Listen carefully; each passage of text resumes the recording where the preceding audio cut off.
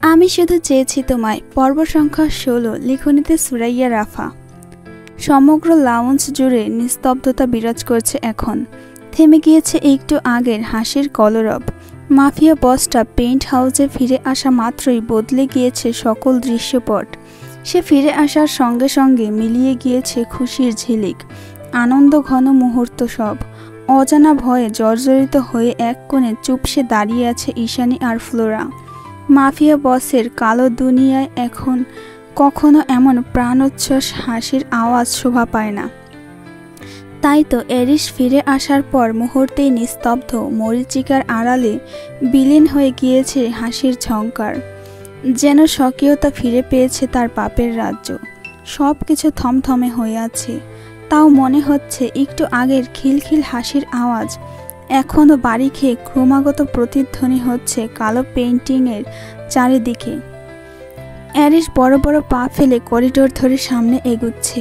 কপালে তার দুশ্চিন্তার তীক্ষ্ণ ভাঁজ, চেহারায় স্পষ্ট ব্যতিগ্রস্ততা। কর্ণকুহর ছাপিয়ে মস্তিষ্ক অবধি প্রতিটি ষষ্ঠ ইন্দ্রিয় যেন নিয়ন্ত্রণহীন আজ। অ্যারিস বিরক্ত হয়, হাঁটার গতি ধীর করে ফের ঘাড় বাঁকিয়ে তাকায় লাউঞ্জের দিকে। ঈশানী মেয়েটা আর চোখে এদিকেই চেয়ে আছে। সেই নীলাম্বর সরলতায় ঘেরা একজোড়া ভীত স্বতন্ত্র জলজলে নেত্রদয়, যা দেখলেই বারবার বেইমান হয়ে ওঠে ওর হৃদয়টা। চৌম্বকীয় এক অদৃশ্য শক্তি বলে নিস্তেজ করে দেয় ভেতরের হিংস্র পাশবিক সত্তাটাকে, যা অ্যারিসের মস্তিষ্ক ঘৃণা করে, প্রচণ্ড ঘৃণা। এই মেয়েকে কখনোই নিজের কড়া পড়া পাথর হৃদয়ের নিয়ন্ত্রণ হতে দেবে অ্যারিস কিছুতেই না। না, আর নেওয়া যাচ্ছে না। কোনো এক অজানা কারণবশত প্রচণ্ড ক্ষুব্ধতায় চোয়াল শক্ত করে গজরাতে গজরাতে অফিস রুমে ঢুকে যায় অ্যারিস।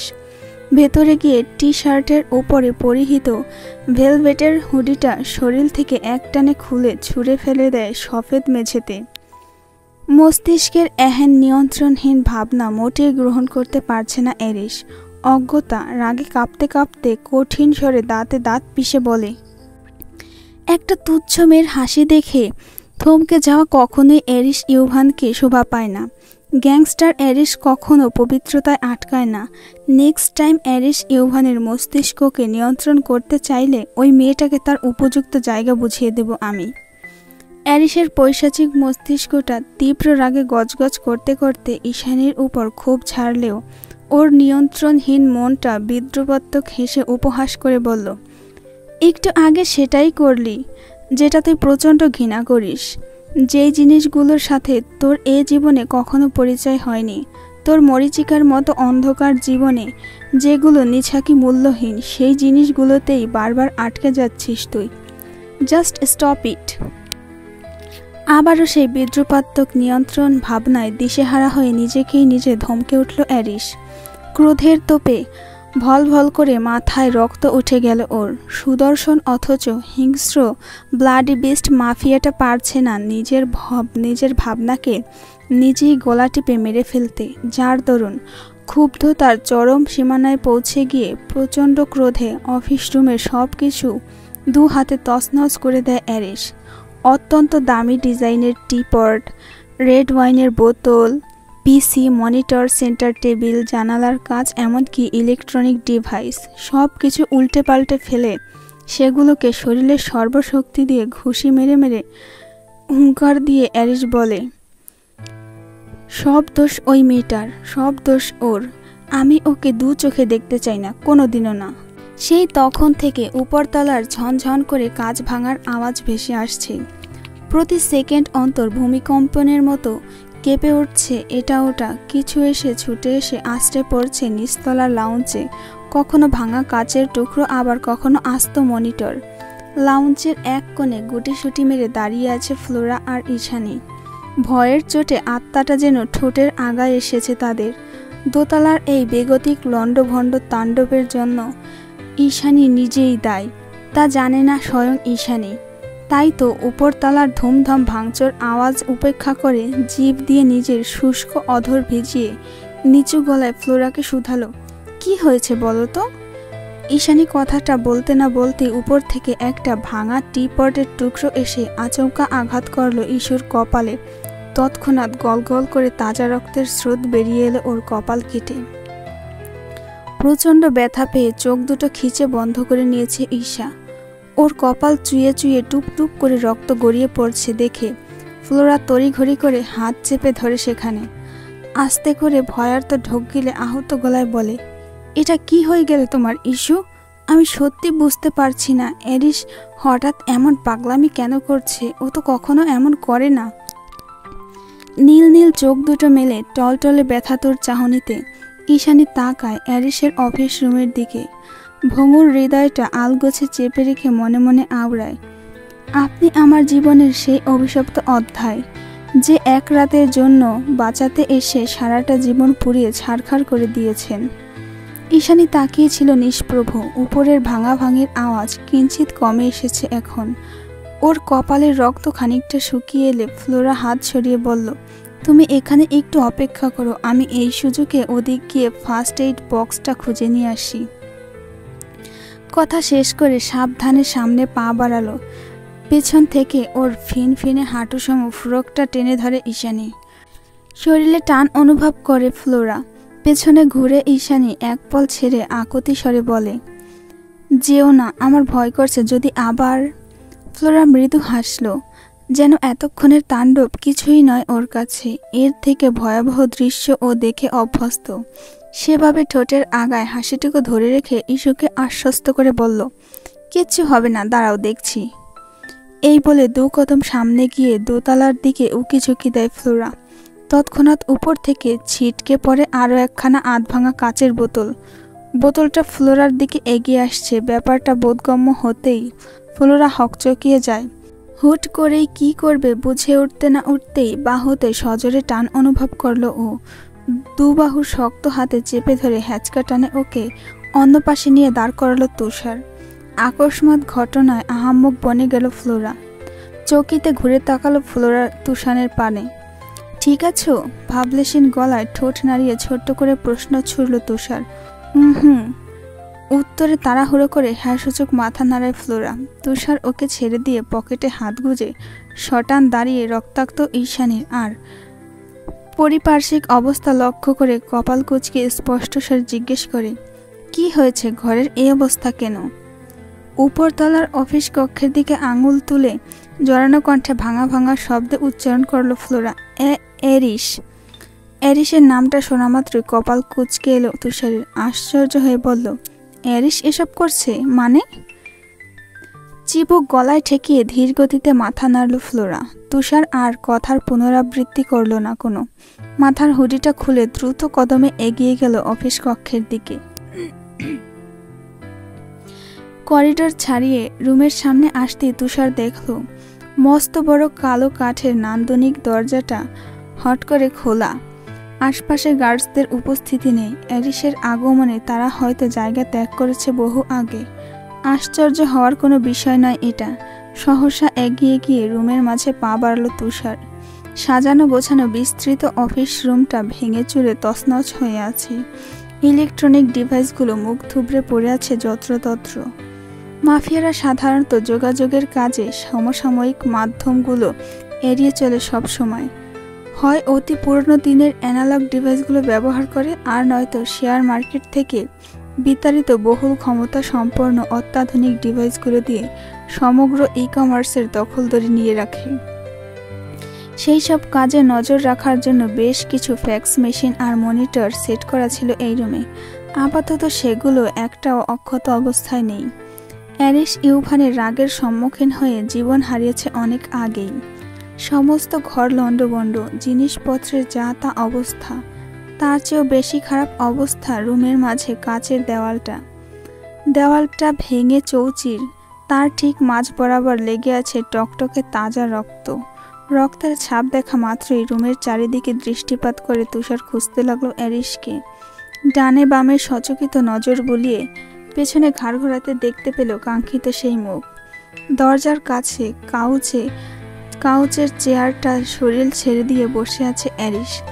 আগাগোড়া বিধ্বস্ত সে। উরুর উপর নির্বিঘ্নে ফেলে রাখা ডান হাতটা থেকে চুইয়ে চুইয়ে পড়ছে টকটকে তাজা লাল রক্ত।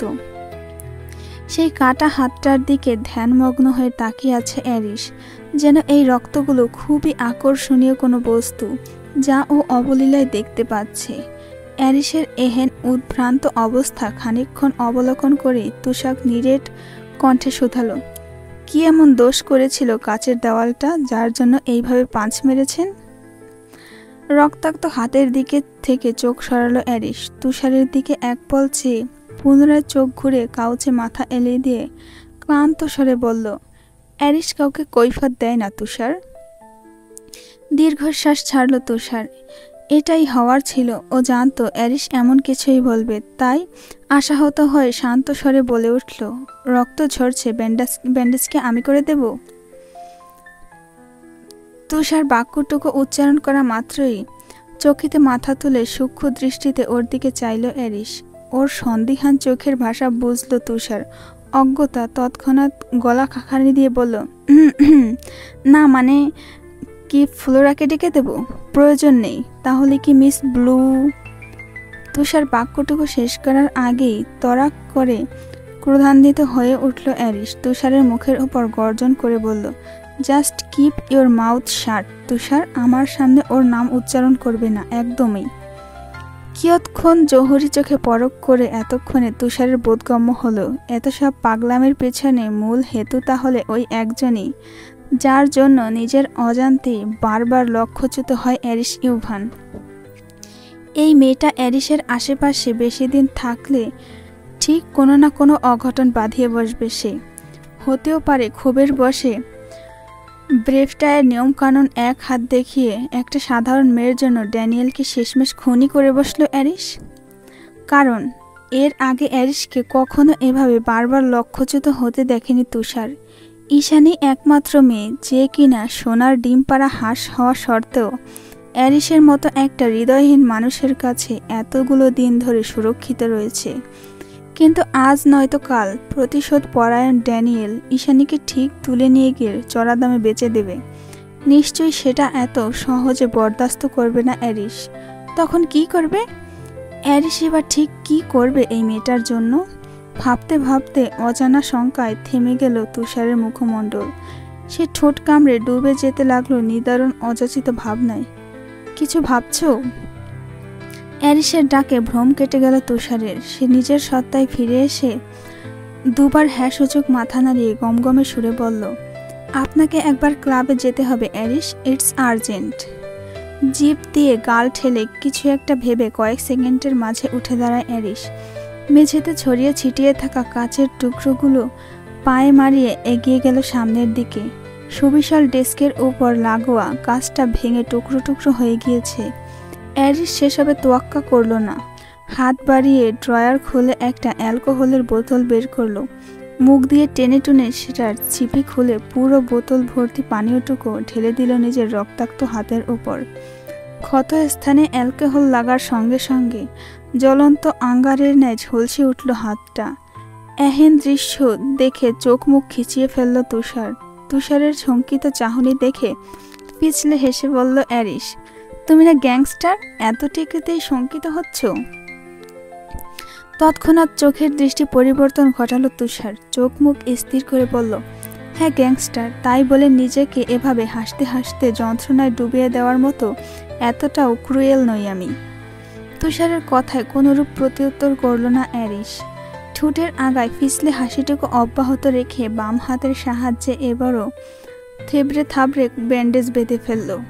অতবার ব্যান্ডেজ করা হাতটা ঘুরিয়ে ফিরিয়ে দেখতে দেখতে মনে মনে উপহাসের স্বরে বলল, এটা মোটেই যন্ত্রণাদায়ক ছিল না তুষার, এর চেয়েও বেশি যন্ত্রণা হচ্ছে অন্য কোথাও। তাহলে যাওয়া যাক। তুষারের কণ্ঠস্বর কর্ণগহ্বর ছুতেই নিজের পৈশাচিক সত্তাটাই ফিরে এলো অ্যারিস। অফিস রুমের ক্লোজেট থেকে একটা ব্ল্যাক ওভারকোট আর বাকেট হ্যাট বের করে গায়ে চড়িয়ে নিল সেগুলো। অতঃপর জিভ দিয়ে গাল ঠেলে নিজের পিয়ার্সিং করানো ভুরু দুটা আঙুলের সাহায্যে খানিক চুলকে তুষারের উদ্দেশ্যে প্রশ্ন ছুড়ল, সবাই রেডি তো? হ্যাঁ সূচক মাথা নাড়ায় তুষার।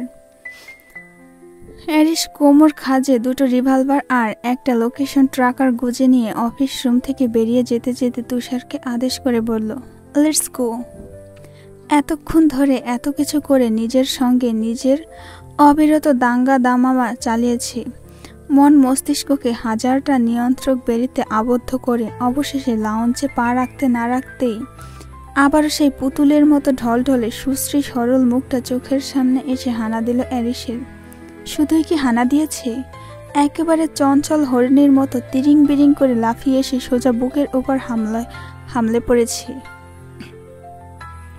আপাতত লাউঞ্জে কারোর উপস্থিতি নেই। ফ্লোরা নিজের রুমে শুয়ে, তুষার এখনো অফিস কক্ষেই রয়েছে। অথচ এরই মাঝে ঘটে গেল অঘটন।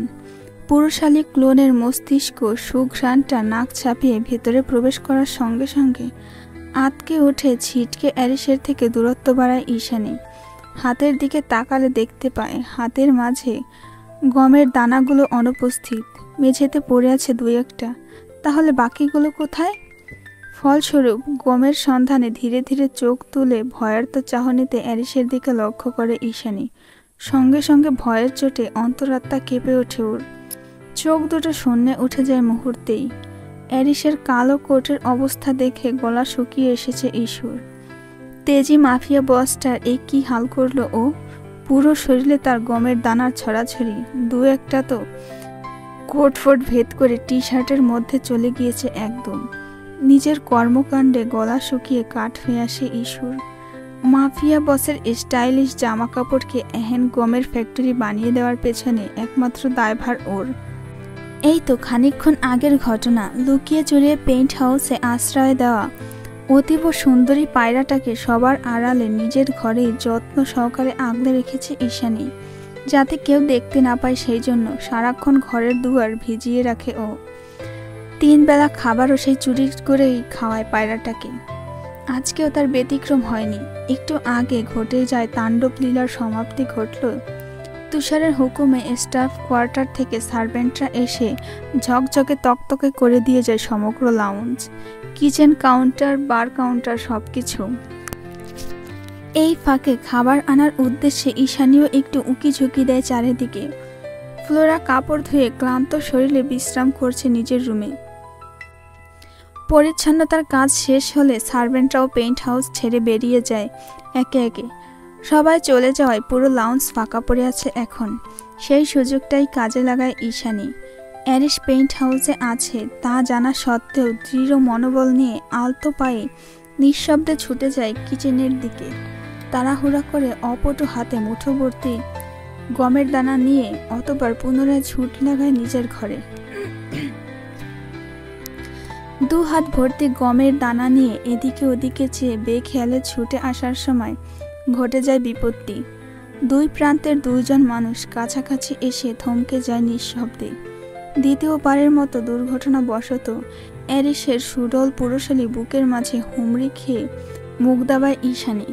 কয়েক সেকেন্ড, মাত্র সেকেন্ডের সংঘর্ষ, পরক্ষণেই ভয়, ঘৃণা, আশঙ্কা সবকিছুর সংমিশ্রণে তড়িৎ গতিতে অ্যারিসের বুক থেকে ছিটকে দূরে সরে যায় ঈশানী। বিভ্রান্ত হয়ে মাথা নুইয়ে নেয় বিনা বাক্যে। ওদিকে ঈশানীর কর্মকাণ্ডে হুঁশ নেই অ্যারিসের। ওর পিয়ার্সিং করানো শূন্য অনুভূতিহীন নিস্তেজ চোখ দুটো শুধুমাত্র ঈশানীর ব্যান্ডেজ করা কপালের মাঝেই নিবদ্ধ। অ্যারিসের তীক্ষ্ণ দৃষ্টি যুগলের কোনরূপ নজর দিল না ঈশানী, বরং ডানে বামে না তাকিয়ে দিশেহারা হয়ে 2 হাতে মাফিয়া বসটার কোট পরিষ্কার করতে উদ্যত হয় মেয়েটা।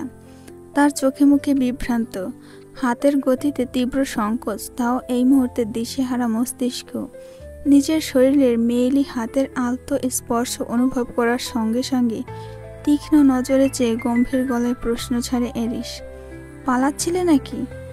অ্যারিসের পুরুষালী কণ্ঠস্বর কানে আসতেই সম্মতি ফিরে এলো ঈশানীর। নিজের কাজে শঙ্কিত হয়ে তাড়াহুড়ো করে 2 কদম পিছিয়ে গেল সে। কুণ্ঠিত হয়ে মস্তিষ্ক নামিয়ে এদিকে ওদিকে নাসূচক মাথা নাড়ালো একবার। অ্যারিসের একটুখানি কথায় ঈশানীর ধনুকের মতো সুশ্রী বাঁকানো শরীরটা মুহূর্তে নাজুক হয়ে কুঁকড়ে গেল যেন, যা দৃষ্টি এড়ালো না স্বয়ং অ্যারিসের। তবে এখনো ওর নিষ্প্রভ চোখ দুটো আটকে আছে ঈশানীর ব্যান্ডেজ করা কপালে। কপালে কি হয়েছে?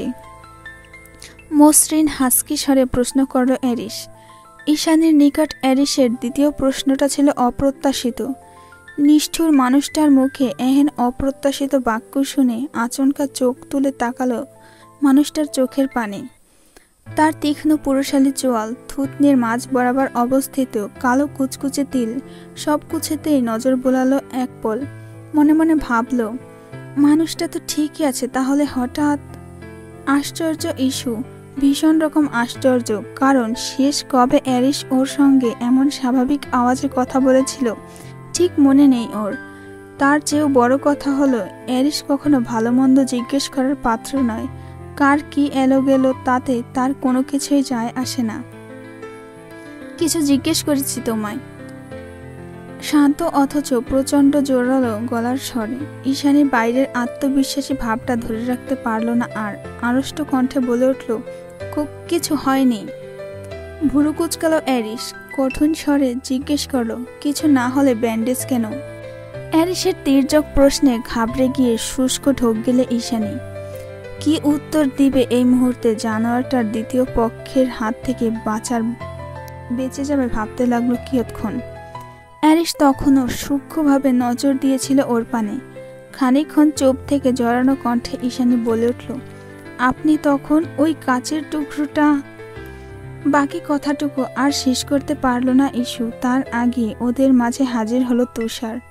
তার পরনে black diamond, black cargo pant, হাতে রিভলভার, যা দেখা মাত্রই চোখ বড় বড় হয়ে যায় ঈশানীর। সামনে এগিয়ে এসে অ্যারিস আর ইস্যুকে মুখোমুখি হয়ে দাঁড়িয়ে থাকতে দেখে কপালে সূক্ষ্ম ভাঁজ টানল তুষার। ব্যগ্র কণ্ঠে বলে উঠল, এভরিথিং ইজ ওকে? তুষারের আগমনকে কাজে লাগিয়ে অ্যারিসের দৃষ্টি থেকে ধীর পায়ে নিজের রুমে চলে যায় ঈশানী। ওদিকে অর্ধেক কথা শুনলেও অ্যারিসের আর বুঝতে বাকি নেই যে ঈশানীর এই কপালের ব্যান্ডেজের পেছনে ও নিজেই দায়ী। শিট! সরলতায় জড়ানো নাজুক মেয়েটার যাওয়ার পানে তাকিয়ে একটা ক্ষুদ্র বিরক্তিকর শব্দ বেরিয়ে এলো অ্যারিসের লাগামহীন বক্ষ ভেদ করে। রৌদ্র উজ্জ্বল ঝলমলে সকাল। মস্কোতে শেষ কবে এমন চকচকে রোদ উঠেছিল তা ঠিকঠাক মনে পড়ছে না ঈশানীর। মনে পড়বেই বা কেমন করে? মেয়েটা তো বন্দী হয়েছে এখানে, প্রতিনিয়ত জীবন অতিবাহিত করছে নিদারুণ আশঙ্কায়। এই বুঝি স্বাভাবিক জীবনের আলোক রশ্মিটুকু কেড়ে নেয় কোনো এক নরকীয় মরীচিকায় ধাক্কা মেরে ফেলে দেয় অ্যারিস নামক নির্দয় লোকটা? সূর্যরশ্মি দেখার সময় কোথায়? তবে ইদানিং দিনগুলো ভালোই যাচ্ছিল ইস্যুর। ফ্লোরার পাশাপাশি আরও একজন নতুন বন্ধু জুটেছে ওর। সে হলো শুভ্রা পাখি। শ্বেতরাঙা সুন্দরী পায়রাটার নাম ঠিক করেছে ঈশানী। দেখতে ধবধবে সাদা বলে নাম দিয়েছে শুভ্রা। আজকাল আর আগের মতো বসে বসে ডায়েরি লেখে না ঈশানী। রুমে একা হলেই গল্প জুড়ে দেয় শুভ্রা পাখির সাথে। ওর ঠোঁটের আগায় গমের দানা তুলে দিতে দিতে দীর্ঘশ্বাস ছেড়ে বলে, নিয়ম ভেঙে কত কিছুই না হয়, তাই না শুভ্রা পাখি? নিয়ম ভেঙে রোদের মাঝে বৃষ্টি হয়, নিয়ম ভেঙে দিনের বেলায় চাঁদ উদয় হয়। আমার মতো বাঙালি মেয়ের চোখের রঙও নিয়ম ভেঙে গাঢ় নীল রং হয়। অথচ দিন শেষে নিয়ম ভেঙে আমার আপনজন কেউ হলো না। নিজের অপারগতা, কুণ্ঠা, ক্ষয়িষ্ণু অন্তর্মুখী স্বভাব সব কিছুর জন্য আজ বিপর্যস্ত আমি। আচ্ছা, মা, নানি, উষা ওরা কি আমার কথা মনে করে কখনো? কখনো কি ভাবে আমি আদৌ বেঁচে আছি কিনা মরে গেছি? নিজের মনের অযাচিত ভাবনায় ডুবেছিল ঈশা। ঠিক এমন সময় বাইরে থেকে কড়া নাড়ে ফ্লোরা। দরজায় বার কয়েক টোকা দিয়ে শুধায়, ইস্যু একটু সাহায্য করবে প্লিজ? ফ্লোরার ডাকে ঈশানী বেরিয়ে এলো ওর দিকে। দেখলো এক বালতি ভেজা কাপড় এগিয়ে ঠোঁট উল্টে ফ্লোরা মিষ্টি গলায় বলল, রোদ উঠেছে, কাপড়গুলো একটু বারান্দায় নেড়ে দিয়ে আসবে ইস্যু। আসলে অ্যারিস আর তুষার আজ পেইন্ট হাউসে লাঞ্চ করবে, তাই রান্না বসিয়েছি, নয়তো আমিই যেতাম। ফ্লোরার কথায় ভুরু কুচকাল ঈশানী। হতবাক হয়ে বলে উঠল, পেইন্ট হাউসের ছাদ বারান্দায় কে কাপড় শুকায় ফ্লোরা? তাছাড়া গার্ডসরা দেখে ফেললে আমি শেষ। তুমি বরং সবগুলোকে ড্রয়ারে ঢুকিয়ে দাও। ঈশানীর ভয়ার্ত চেহারা দেখে হাত দিয়ে মাছি তাড়ানোর মতো করে ভাবলেশীন গলায় ফ্লোরা বলল, আরে ধুর, কেউ দেখবে না। পরক্ষণেই ঠোঁট ফুলিয়ে গদগদ স্বরে বলে, তুষার আবার রোদে শুকানো কাপড় ছাড়া একদমই পরে না। দাও দাও, আর বলতে হবে না, নিয়ে যাচ্ছি। এই তুষারের দেখছি অনেক ঢং, এমন বরফের দেশেও নাকি রোদে শুকানো জামা কাপড় ছাড়া পরে না, অদ্ভুত। কাপড় সমেত ছাদ বারান্দার দিকে এগিয়ে যেতে যেতে ম্যাগি রাগ দেখিয়ে বিড়বিড়ালো ঈশানী। যাওয়ার সময় ভুল করে খোলা রেখে গেল রুমের দরজাটা। কাপড়গুলো রোদে মেলে দিয়ে খানিকক্ষণ একাই রোদে পুহিয়ে বেশ সময় করে নিচে ফিরল ঈশানী। নিচে ফিরে সবার আগে চলে গেল নিজের 12x12 ফিটের ছোট্ট রুমটাতে। রুমে এসে এদিক ওদিক তাকিয়ে সবার আগে খুঁজতে শুরু করলো শুভ্রা পাখিকে, কিন্তু কোথাও নেই সে। উড়ে গেল না তো আবার? সেই ভয়ে তটস্থ হয়ে গেল ঈশানী। কিছুক্ষণ ভেবে পুনরায় খুঁজতে লাগলো রুমের আনাচে কানাচে। ছোট্ট রুম, লুকিয়ে থাকার জায়গা ক্ষীণ, তবুও সব জায়গা তন্ন তন্ন করে খুঁজলো ঈশানী। কোথাও নেই পায়রাটা। অবশেষে খুঁজতে খুঁজতে ক্লান্ত হয়ে খাটের ওপর বসে পড়ে ঈশানী। মনে মনে নিজেকে ধাতস্থ করে, তখন দরজা খোলা রেখেছিলাম, নিশ্চয়ই তখন উড়ে গিয়েছে। আকাশের পাখি আকাশে উড়ে গিয়েছে, তার তো আর বন্দি থাকার কথা নয়। সেই ভেবে নিজের খারাপ লাগাটুকু আড়াল করে শুকনো মুখে নিঃশব্দে বসে থাকে ঈশানী। তখনই কোথা থেকে যেন এক বাটি স্যুপ নিয়ে হাজির হয় ফ্লোরা। গরম গরম সে ধোয়া ওঠা স্যুপের বাটিটা ঈশানীর পানে এগিয়ে দেয়, বলে, ইস্যু, টেস্ট করে দেখো তো কেমন হয়েছে। এইমাত্র বানালাম, আমি নিশ্চিত খুব সুস্বাদু হবে এইটা। ফ্লোরার আন্তরিকতা উপেক্ষা করার সাধ্য নেই ঈশানীর, তবুও মেয়েটা মলিন হেসে জানালো, এখন খেতে ইচ্ছা করছে না ফ্লোরা, রেখে দাও, পরে খাবো। ফ্লোরা নাছোড়বান্দা, সে তাদের দেশের বহু বছরের ঐতিহ্যবাহী স্যুপ ঈশানীকে দিয়ে টেস্ট করাবে অজ্ঞতা ভীষণ জোরাজুরি করে। ফ্লোরা বলল, এভাবে বলে শুনছি না, তোমাকে টেস্ট করতেই হবে, নাও তো, হাঁ করো। ফ্লোরার জোরাজুরিতে হাঁ করে ঈশানী। 1 চামচ স্যুপ ওর মুখে পুড়ে দিয়ে ফ্লোরা ভুরু উঁচিয়ে শুধালো, কেমন হয়েছে? ঈশানী খেতে খেতে বলে, বেশ ভালোই। কিসের স্যুপ এইটা? ফ্লোরা একগাল হেসে জানায়, কবুতরের, একদম টাটকা কবুতর ছিল, কোথা থেকে যেন উড়ে এসে লাউঞ্চে বসেছিল, আমি ধরে নিয়ে স্যুপ বানিয়ে ফেললাম, মজা হয়েছে না? ফ্লোরার কথা শুনেই চোখ কপালে উঠে গেল ইস্যুর। ও তৎক্ষণাৎ খাবারের বাকি অংশটুকু মুখ থেকে ছুঁড়ে ফেলে চেঁচিয়ে উঠল ফ্লোরার উপর, এটা তুমি কি করলে ফ্লোরা? আমার শুভ্রা পাখিকে রান্না করে এভাবে খেয়ে ফেললে? কি? ফ্লোরা বিস্ময়ে কিং কর্তব্য বিমূঢ়। একদম কথা বলবে না, আমার শখের পায়রাটাকে রান্না করে এনে আবার আমাকেই আদর করে খাওয়াচ্ছ, কত নিষ্ঠুর তুমি মেয়ে। তোমার কথা আমি বুঝতে পারছি না, কি বলছো এসব? যদিও ঈশানীর হঠাৎ রাগের কারণ ঠিক ধরতে পারছিল না ফ্লোরা, তবু ওর কণ্ঠে অপরাধবোধ সুস্পষ্ট। কান্নার তোরে চোখের কোটর ভরে উঠেছে ঈশানীর। নীল রঙা জলজলে চোখগুলোকে দেখে মনে হচ্ছিল সত্যি সত্যি বেদনার রং ধারণ করেছে তারা। শুভ্রাকে হারানোর নিগুড় কষ্টে মাথা ঠিক নেই ওর, তাই তো ফ্লোরার কথার প্রতি উত্তরে আহত কণ্ঠে মেয়েটা আরও কিছু কড়া কথা শোনালো। বুঝতে হবে না তোমার ফ্লোরা, আমি ভুল বুঝেছিলাম, তোমাকে এই পেন্ট হাউসে সবার থেকে আলাদা মনে করেছিলাম, কিন্তু না, ওই হৃদয়হীন জানোয়ারগুলোর সঙ্গে থেকে থেকে তোমার হৃদয়টাও পাথরের খণ্ডে পরিণত হয়েছে। তুমিও একটা নির্দয় ফ্লোরা, সত্যি নির্দয়। এক নাগারে কথাগুলো বলে দৌড়ে রুম থেকে বেরিয়ে যায় ঈশানী। অতঃপর ছুটতে ছুটতে চলে যায় ছাদ বারান্দায়। এখানে সচরাচর কেউ থাকে না, তাই এখানে এসে হাঁটু ভেঙে বসে গলা ছেড়ে হাউমাউ করে কেঁদে উঠল ঈশানী। ওর কান্নার আওয়াজ বড্ড ব্যথাতুর শোনাচ্ছে, সব দুঃখরা যেন একসাথে এসে জুড়ে বসেছে মন মস্তিষ্কে, তাই তো এমন অপারক কান্না।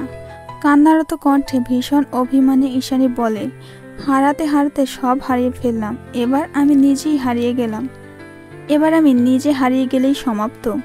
কে হারিয়েছে? গমগমে পুরুষালী অজ্ঞাত আওয়াজে আচমকা থমকে যায় ঈশানী। শুষ্ক ঢোক গিলে এদিক ওদিক তাকিয়ে খুঁজতে থাকে প্রশ্নদাতাকে।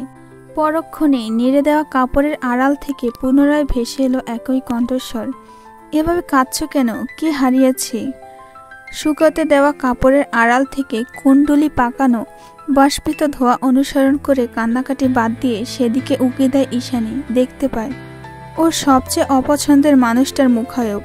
ঠোঁটের ফাঁকে সিগারেট নিয়ে ট্রাউজারের পকেটে হাত গুজে সামনের দিকে তাকিয়ে মূর্তিমান হয়ে আছে অ্যারিস। তাকিয়ে আছো কেন? অ্যারিসের কথার প্রত্যুত্তরে ঈশো নাক টেনে হিচকি তুলে বলল, আপনি কি করে বুঝলেন আমি তাকিয়ে আছি? Six sense. সামনে তাকিয়ে উত্তর দেয় অ্যারিস, অতঃপর ঘাড় ঘুরিয়ে ঈশানীর দিকে দৃষ্টিপাত করে বলে, কাঁদছিলে কেন? লোকটার কর্কশ আওয়াজে তীর তীর করে নাকের ডগা ফুলে ওঠে ঈশানীর। সে এমন ভাব করছে যেন কান্নাকাটি করে মস্ত বড় অন্যায় করে ফেলেছে ঈশা। তবুও নাক টেনে নিজেকে খানিকটা শক্ত করে জবাব দিল ঈশানী, আপনার ফ্লোরা আমার শুভ্রাকে স্যুপ বানিয়ে খেয়ে ফেলেছে। শুভ্রাকে? আবারও কর্কশ আওয়াজ ভেসে এলো উপাস থেকে, আমার পায়রা পাখি। ঈশানীর প্রত্যুত্তর শুনে ভুরু কুঞ্চিত করে ফেলল অ্যারিস। তাচ্ছিল্যের স্বরে বলল, সিরিয়াসলি? তুমি একটা কবুতরের জন্য কেঁদে ভাসাচ্ছিলে এতক্ষণ? ঈশানীর মাথা ঠিক নেই। এই মুহূর্তে নির্দয় অ্যারিসের কথাও সহ্য হলো না ওর। চড়াত করে ফুঁসে উঠল মস্তিষ্কটা। ফলস্বরূপ মেয়েটা চটে গিয়ে জাজালো গলায় বলল, ভেতরে দয়ামায়া থাকলে তো বুঝবেন কেন কাঁদছি, নিষ্ঠুর পাষাণ হৃদয়হীন লোক একটা। কাঁদতে কাঁদতে কথাগুলো আওড়ে ছাদ বারান্দা ত্যাগ করে ঈশানী। ওদিকে ঈশানী যেতে না যেতে চোয়াল শক্ত হয়ে এলো অ্যারিসের। যদিও বা ঈশানীর কথাগুলো চিরন্তন সত্য, তবুও এই মেয়েটার মুখ থেকে এসব কথা মোটেই শুনতে চায় না অ্যারিস। ওর মুখে এসব কথা শুনলে তীব্র দহনে ভেতরটা চিরবিরিয়ে ওঠে অ্যারিসের। সেই জের ধরে দুহাত মুষ্টিবদ্ধ করে রাগের তোপে অ্যারিস বলে, তুমি আমার সাথে এভাবে কথা বলতে পারো না, একদমই পারো না।